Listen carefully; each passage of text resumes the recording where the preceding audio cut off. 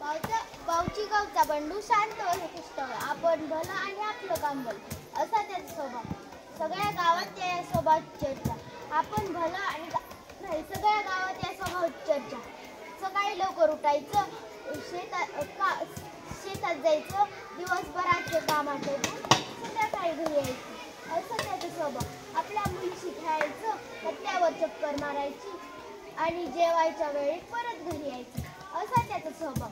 सावळा रंग, शिरशिरीत अंगकाठी, अन्नाकासमोर चालणारा बंडू.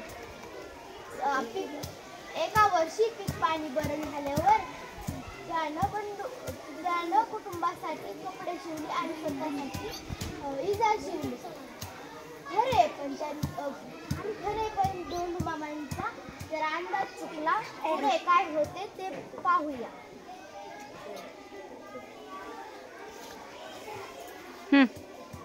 अरे इजार जरा लांबच झाली, चांगली 4 बोट लांब झाली.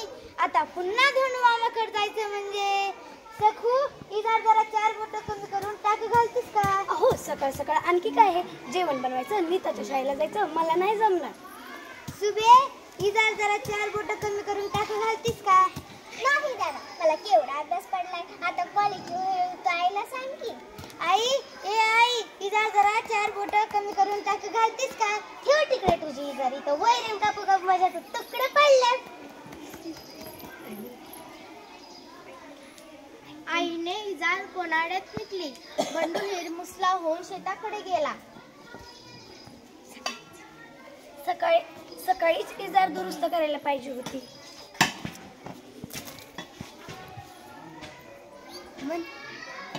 बंडूची बायको इजारीचे पाय कापते, दोंडून टाके घालते.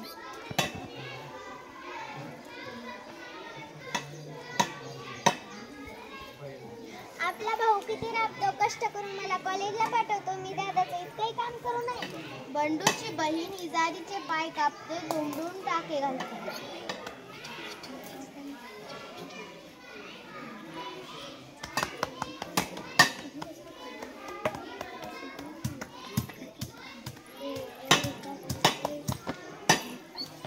हे कसले पोरगा एवढा राब राबतोय पोरगा.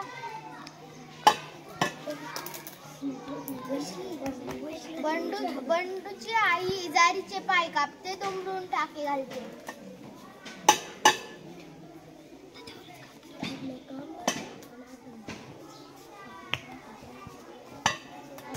आपलं काम आपणच केलेलं बरं. बंडू इजारीचे पाय कापतो, दोंडून टाके घालतो.